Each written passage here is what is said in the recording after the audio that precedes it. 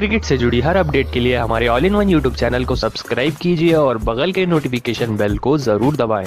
दोस्तों अगर आप भी युजवेंद्र चहल को एक बेहतरीन गेंदबाज मानते हैं तो इस वीडियो को दिल से लाइक एक बार जरूर करते जाएं। दोस्तों समाप्त हो चुका है भारत बनाम साउथ अफ्रीका के बीच में तीसरा टी20 मुकाबला और तीसरे टी20 मुकाबले को 48 रनों से भारतीय टीम ने मुकाबला जीत लिया है और अभी भी भारतीय टीम जीवित है इस टी20 श्रृंखला में, क्योंकि 5 मुकाबलों में से 2 मुकाबले साउथ अफ्रीका जीत चुकी है और 1 मुकाबला भारतीय टीम जीत चुकी है। लेकिन दोस्तों आप सभी को बता दें इस मुकाबले में कप्तान ऋषभ पंत ने कप्तानी भी अच्छी की, लेकिन उनकी विकेट कीपिंग से भारतीय टीम को सबसे बड़ी जीत मिली। दोस्तों इसका कारण हम आपको आगे बताते हैं। दोस्तों आप सभी को बता दें जब साउथ अफ्रीका 180 रन के लक्ष्य का पीछा कर रही थी तब युजवेंद्र चहल के साथ मिलकर ऋषभ पंत ने कई कारनामे किए। दोस्तों सबसे पहले 7वें ओवर में जैसे ऋषभ पंत के सामने वंदर दुसन आए तो इस तरह से वंदर दुसन के बल्ले का एज लगा और अपने पैर को उठाकर दस्तानों में फंसा ली ऋषभ पंत ने गेंद, जिसके चलते खतरनाक बल्लेबाज वंदर दुसन आउट हुए, वो भी सिर्फ 1 रन बनाकर। यहीं पर बड़ी विकेट मिली ऋषभ पंत को। दोस्तों उसके बाद भी एक और ओवर दिया युजवेंद्र चहल को ऋषभ पंत ने, जो कि 9वां ओवर था। 9वें ओवर की गेंद जैसे ही फेंकी चहल ने तो इस बार भी बल्ले का एज लगा, फिर से टांग उठाकर ऋषभ पंत ने एक और शानदार कैच पकड़ ली। दोस्तों 2 बार ऐसे ही कर ऋषभ पंत ने चहल की मदद लेकर अपनी विकेट कीपिंग की स्किल से 2 बड़े विकेट निकाले और यहीं पर खतरनाक बल्लेबाज प्रिट्रियोस भी आउट हो गए, वो भी सिर्फ 20 रन बनाकर। चहल ने इस मुकाबले में 3 विकेट निकाले, जिसमें से 2 कैच तो ऋषभ पंत ने ही पकड़ लिए। दोस्तों अपनी कप्तानी से और अपनी विकेट कीपिंग से दोनों से ही काफी ज्यादा बेहतरीन काम किया ऋषभ पंत ने, जिसके चलते साउथ अफ्रीका मात्र 131 रन पर ही ऑल आउट हो गई और भारतीय टीम 48 रनों से तूफानी मुकाबला जीत गई। दोस्तों चहल की इस गेंद पर आउट होने के बाद प्रिट्रियोस भी काफी ज्यादा नाराज होते नजर आए। दोस्तों आपको क्या लगता है कि आने वाले समय में ऋषभ पंत को कप्तान बनाना चाहिए भारतीय टीम का या नहीं? इसका जवाब हमें कमेंट में एक बार जरूर बताते हुए जाएं। दोस्तों भारत बनाम साउथ अफ्रीका के बीच में शुरू हो चुका है तीसरा टी20 इंटरनेशनल मुकाबला। दोस्तों टॉस की अगर हम बात करें वाइजैक के मैदान पर साउथ अफ्रीका ने टॉस जीता, एक और बार गेंदबाजी का किया फैसला, जिसके चलते भारतीय टीम बल्लेबाजी करने उतरी। ऋतुराज गायकवाड़ और ईशान किशन सलामी बल्लेबाज बनकर और जिस शुरुआत की भारतीय टीम को इस सीरीज में दरकार थी वैसी शुरुआत दिलाई ऋतुराज गायकवाड़ ने। दोस्तों इस मुकाबले में ऋतुराज गायकवाड़ ने पावर प्ले में तूफानी गेंदबाजी और बल्लेबाजी का जवाब दिया। दोस्तों नॉर्थ इंडिया के 5वें ओवर में लगातार 5 चौके लगाए ऋतुराज गायकवाड़ ने। दोस्तों इस मुकाबले में ऋतुराज गायकवाड़ ने बेहतरीन अर्धशतक पूरा किया, वो भी सिर्फ 30 गेंदों का सामना करते हुए।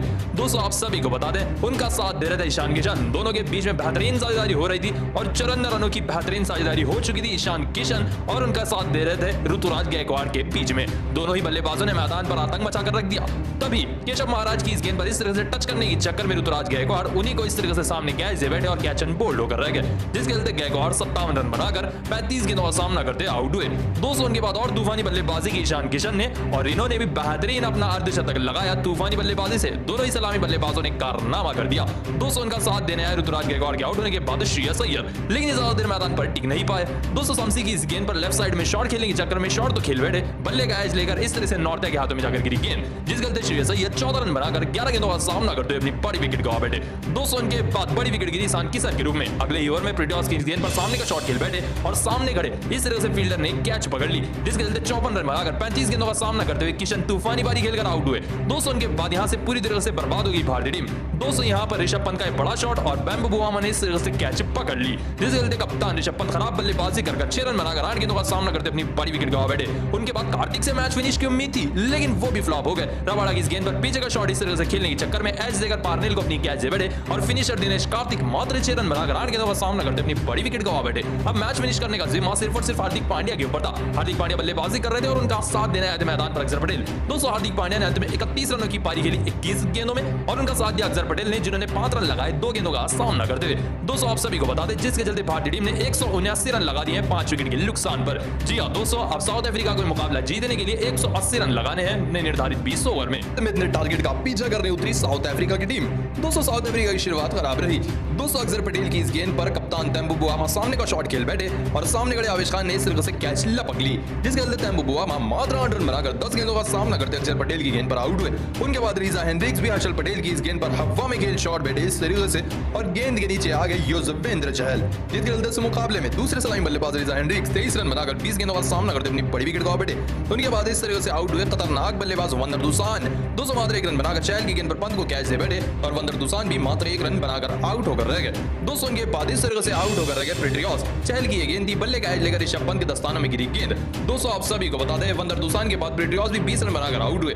दोस्तों आप सभी को बता दें प्रिट्रियोस के आउट होने के बाद मैदान पर क्लासन और मिलर बल्लेबाजी कर रहे थे।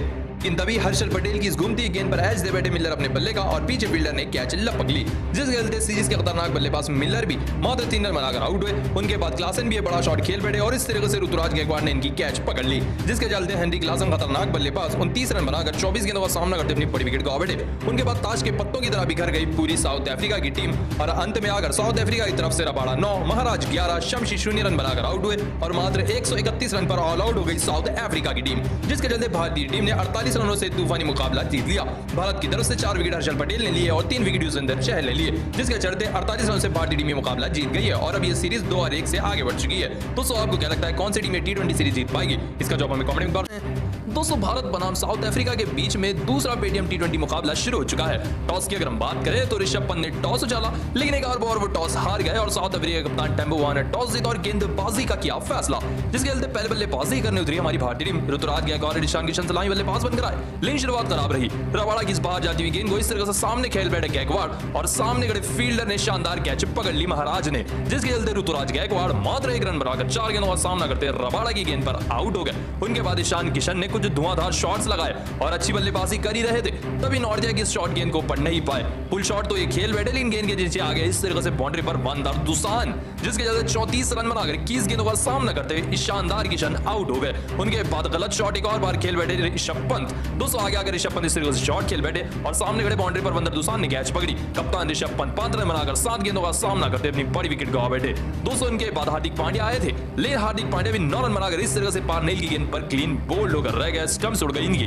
जिसके चलते हार्दिक पांड्या भी मात्र 9 रन बनाकर 12 गेंदों का सामना करते अपनी बड़ी विकेट गवा बैठे। दोस्तों तीसरे नंबर के बल्लेबाज ऋषभ पंत के बाद श्रेयस अय्यर अच्छी बल्लेबाजी कर ही रहे थे, तभी अभी पृथ्वी रॉस की गेंद पर इस तरह से एज दे बैठे बाहर जाती हुई गेंद का और पीछे खड़े विकेट कीपर क्लासन ने इस तरह से कैच पकड़ ली, जिसके चलते श्रेयस अय्यर 40 रन बनाकर 35 गेंदों का सामना करते हुए अच्छी पारी खेलकर आउट हुए। दोस्तों के बाद इस तरह से अक्षर पटेल बोल्ड होकर रह गए नॉर्थिया की गेंद पर। अक्षर पटेल भी 10 रन बनाकर 11 गेंदों का सामना करते हुए अपनी बड़ी विकेट गवा बैठे। अब मैच को फिनिश करने का जिम्मा कार्तिक के ऊपर था, क्योंकि काफी कम रन बने थे और उनके साथ मैदान पर बल्लेबाजी करने आए थे हर्षल पटेल और कार्तिक ने अपना काम बखूबी निभाया। दोस्तों इस मुकाबले में हर्षल पटेल ने 12 रनों की पारी खेली 9 गेंदों में, तो वहीं डीके ने एक और बार 30 रनों की ताबड़तोड़ पारी खेली सिर्फ 21 गेंदों में 2 छक्के और 2 चौके लगाकर, जिसके चलते 148 रन लगा दिए भारतीय टीम ने 6 विकेट के नुकसान पर। ऐसे में टारगेट का पीछा करने उतरी साउथ अफ्रीका की टीम। दोस्तों शुरुआत साउथ अफ्रीका की खराब रही। दोस्तों रीजा हेनरिक्स इस तरीके से पहले ही ओवर में भुवनेश्वर कुमार के हाथों क्लीन बोल्ड होकर रह गए, जो डिकॉक की जगह आए थे। 4 रन बनाकर 3 गेंदों का सामना करते रीजा हेनरिक्स आउट हुए। दोस्तों उनके बाद इस तरीके से प्रिटियॉस भी भुवनेश्वर कुमार की गेंद पर बड़ा शॉट खेल बैठे अगले ओवर में और गेंद जाकर गिरी आवेश खान के हाथों में, जिसके चलते इस मुकाबले में प्रिटियॉस भी 4 रन बनाकर 5 गेंदों का सामना करते अपनी बड़ी विकेट गवा बैठे। दोस्तों उनके बाद अगले ओवर में भुवनेश्वर कुमार ने बड़े कांटे को निकाल फेंका साउथ अफ्रीका के वंदर दुसान को बोल्ड कर। वंदर दुसान भी मात्र 1 रन बनाकर 7 गेंदों का सामना करते खतरनाक बल्लेबाज डूसन आउट हुए। इसी के साथ भुवनेश्वर कुमार ने 29 रन पर 3 बड़े विकेट निकाल दिए और तीनों विकेट भुवनेश्वर ही निकाले। उसके बाद मैदान पर हेनरी क्लासन आए, लेकिन इन्होंने ताबड़तोड़ बल्लेबाजी की और 30 से ज्यादा रन लगाए। उनका साथ दे रहे हैं मैदान पर बुआमा, इन्होंने भी 30 से ज्यादा रन लगाए हैं। दोस्तों ऐसा लग रहा है कि इन दोनों की पार्टनरशिप भारतीय टीम को थोड़ी सी खटक रही है और ऋषभ पंत अपनी कप्तानी से कुछ ना कुछ करिश्मा करने की कोशिश कर रहे हैं। दोस्तों आप सभी को बता दें हेनरी क्लासन और बबूमा के बीच में एक अच्छी पार्टनरशिप हो ही रही थी, तभी युजवेंद्र चहल ने इस तरह से बबूमा को फंसा दिया और हो गए बबूमा बोल्ड, जिसके चलते इस मुकाबले में कप्तान तेम्बो बुआमा बोल्ड होकर रह गए 35 रन बनाकर 20 गेंदों का सामना करते हुए। दोस्तों आप सभी को बता दें उनके बाद मैदान पर तूफानी बल्लेबाजी की हेनरी क्लासन ने। देखते ही देखते हेनरी क्लासन ने छक्के पे छक्का चौके पे चौका लगाया और वही काम किया जो पिछले मुकाबले में डेविड मिलर और डूसन ने किया था। तो सिर्फ 21 गेंदों का सामना करते अपना तूफानी अर्धशतक लगाया हेनरी क्लासन ने और मैदान पर हाथ से ज्यादा तूफानी और शैतानी बल्लेबाजी की। दोस्तों युजवेंद्र चहल के एक ही ओवर में हेनरी क्लासन ने 3 छक्के लगाकर 25 रन निकाले। उसके बाद भी इनकी तूफानी बल्लेबाजी नहीं रुक रही थी और उनका साथ दे रहे थे डेविड मिलर, जिन्होंने इस मुकाबले में 20 से ज्यादा रनों की साझेदारी भी निभाई।